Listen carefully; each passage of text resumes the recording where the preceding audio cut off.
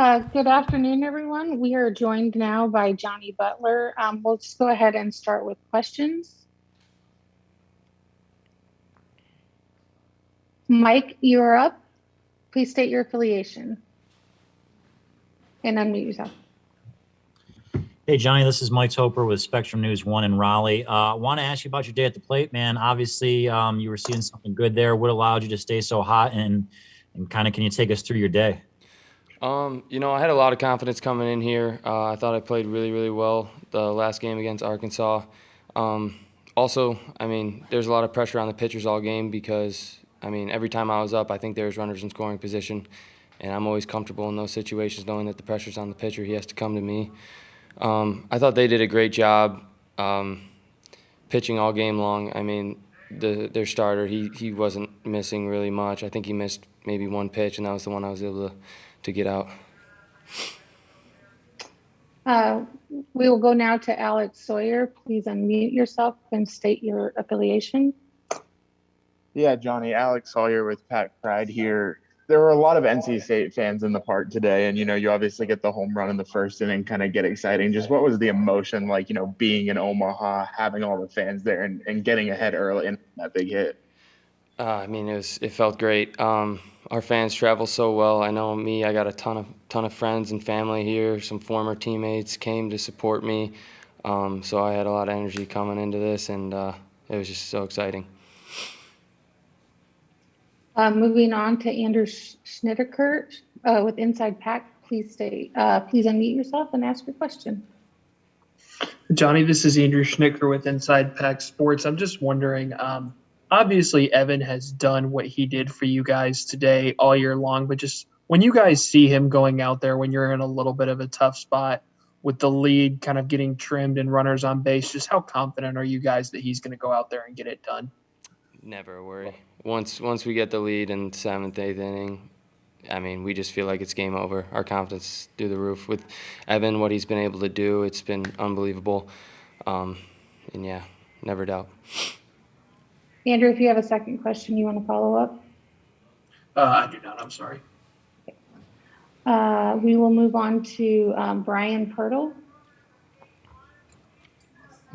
Hi, Johnny. Brian Pirtle with the Technician.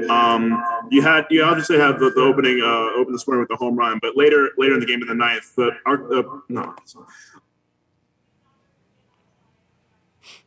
Oh, I'm sorry. I accidentally muted you, Brian. That's my fault. Brian, unmute yourself. You hear me now? Yes, I'm sorry. That's all right. Thank you. Obviously you had the open the scoring with that homer, but you also started the rally in the ninth that really sealed the deal. How important was that hit to sort of get the ball rolling when Stanford was starting to creep back into the game? It's all to just take pressure off of Evan. We knew he was going to go in there and finish the game, and there's a big difference between 2 runs and 3 runs, and we were just trying to keep scratching off one run at a time, and we were able to put together a big inning. Moving on to Evan Bland. Hey, Johnny, you guys hit 2 homers today. Does this park feel like it plays bigger than other venues to you, or is it about kind of what you guys have seen all year?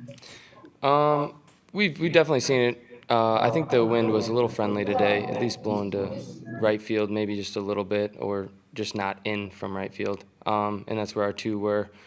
I thought maybe Devontae was going to get his second one there to left field, but it seemed like that one died a little bit. But, we've played at ballparks like this. We're used to it. And can you maybe just walk us through your home run there? It seemed like you hit it about as hard as you could. What did you see? How did it feel off the bat? Yeah, we had a scouting report coming in. He's really, really good at commanding, every single one of his pitches. So I was kind of just sitting away. We had a hit and run on for the first pitch. Kind of got blown up with the fastball. He came back with a changeup, I think, and that was the one pitch all game that he left over the middle of the plate, and I was able to put a good swing on it. Matt Foster, go ahead. Hey, Johnny, Matt Foster with KETV7 here in Omaha. Have you ever had a game offensively like that since coming to NC State, driving in 5 runs, and let alone to do it in the CWS? I think I've had some, pretty good games, but never in a situation like this and such a big game and big stage. It just felt great. Evan, if you have one follow-up question. If nothing else, we'll let Johnny go on his way. Thank you for joining us, Johnny, and congratulations on the win. Thank you, guys.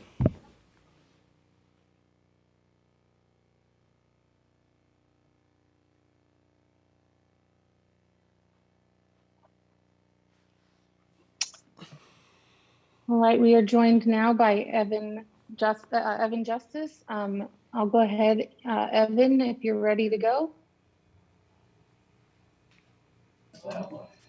Hey, Evan, congrats on the win. I guess just walk us through, you come in that jam there in middle innings. What's the approach at that point? How were you able to wiggle out of that? Sorry, the end cut out there. What'd you say?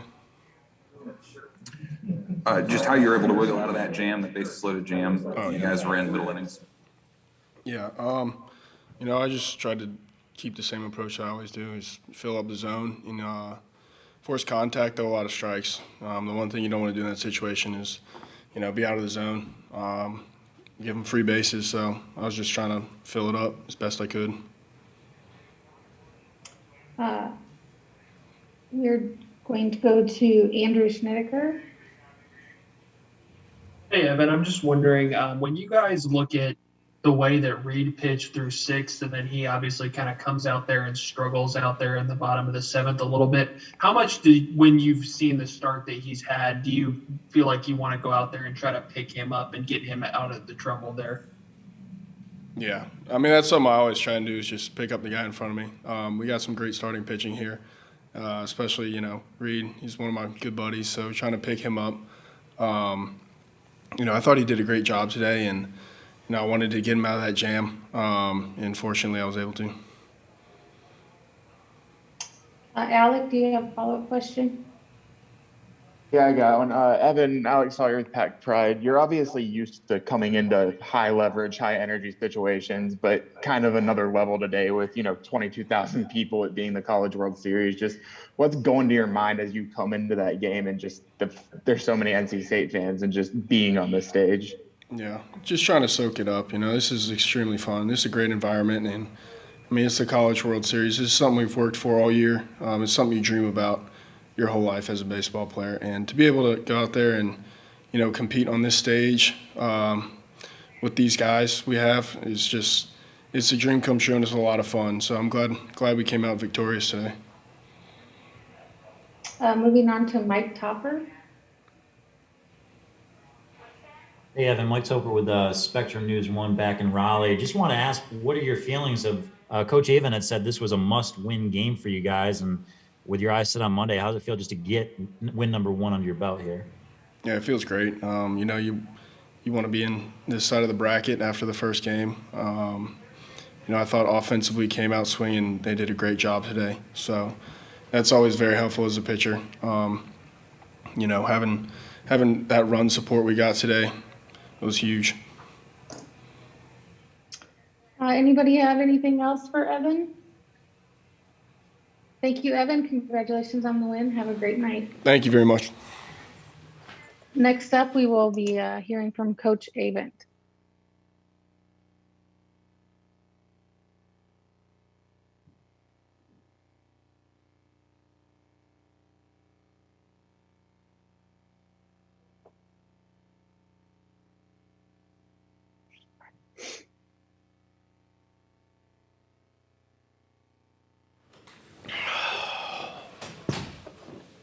Thanks for joining us, Coach. We'll begin with an opening statement from you, and then we'll move on to questions.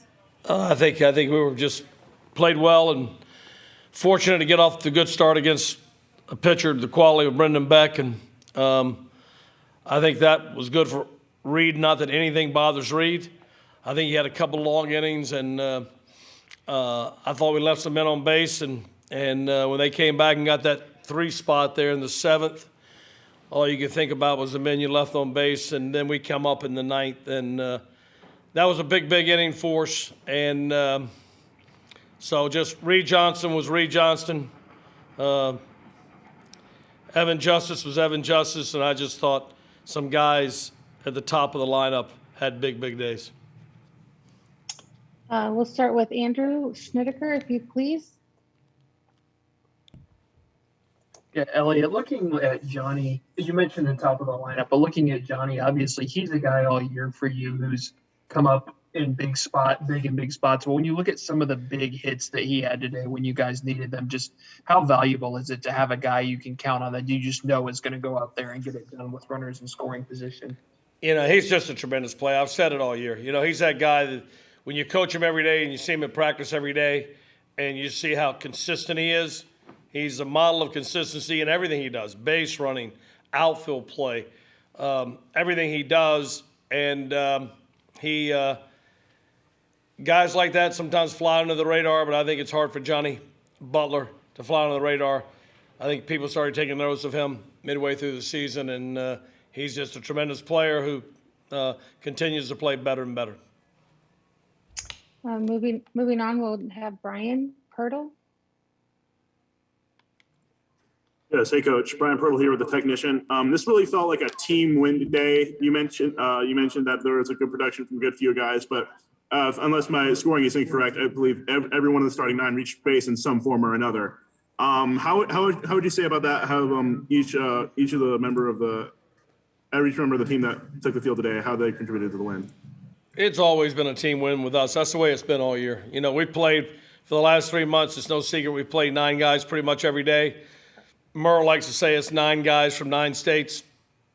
And they've all, throughout the year, I said it at the beginning of the year, this is a team that throughout the lineup can figure out how to be productive and score runs.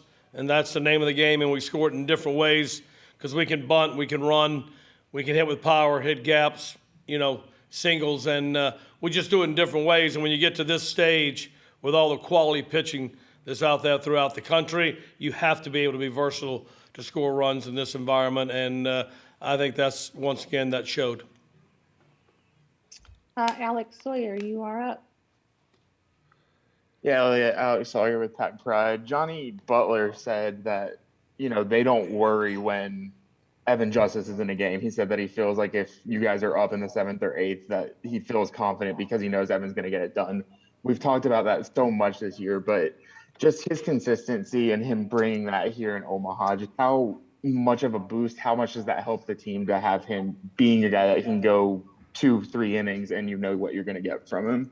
Well, it's just Johnny's referring, it's not just to the quality of stuff that Evan has. It's his work ethic. It's everything these guys have seen each other do all year long. Luca Tresh come in before everybody an hour early, and he's caught every game this year to keep his body in tremendous shape. And Evan Justice, the things he does with treatment from Scott Insel and all the things he does to prepare himself for these situations. And so they're talking about, they know the preparation, they know the work ethic, and then they know the will to win and how the intensity with which Evan goes about his business, but is still able to relax to the situation, and he shows great poise and confidence in himself. So, you know, we have that confidence in Evan, but we have that confidence in a lot of people right now.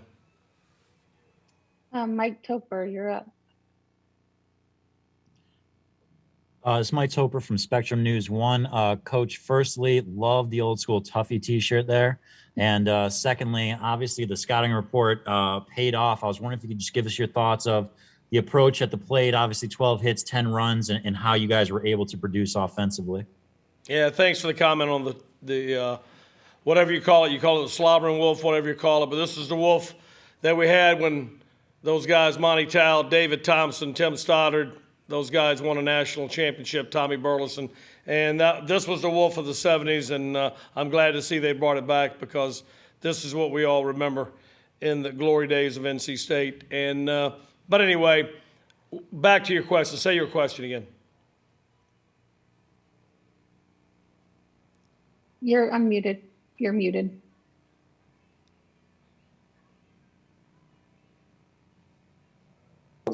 Evan, oh, there you go.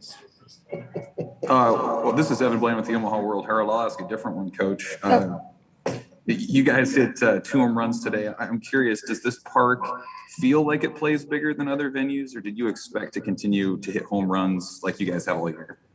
With a ball that Devontae hit, even though I thought he got it off the end of a little bit, when he hit it, I thought it was gone. It kind of reminded me of the ball that Trey Turner left in the ballpark against UCLA back in 2013. But we noticed the ball was carrying a little bit better in BP today, and obviously it carried a little bit better during the game. So this is definitely carrying a little bit better than it has at Omaha from what I remember in 2013. Any other questions for Coach? Oh, Evan? Do you have another question? I I'm good, missed one thanks. question. Okay. If nobody else has anything else, we'll let Coach enjoy the victory today. Thank you. Thank Do you for remember his joining question? us. That guy, I don't remember what it was. You can find a recording of this press conference in the NCAA Digital Hub, Media Hub at www.ncaa.veritone.com, and transcripts are available at www.ncaa.com/transcripts. Thanks for joining us today, guys and gals.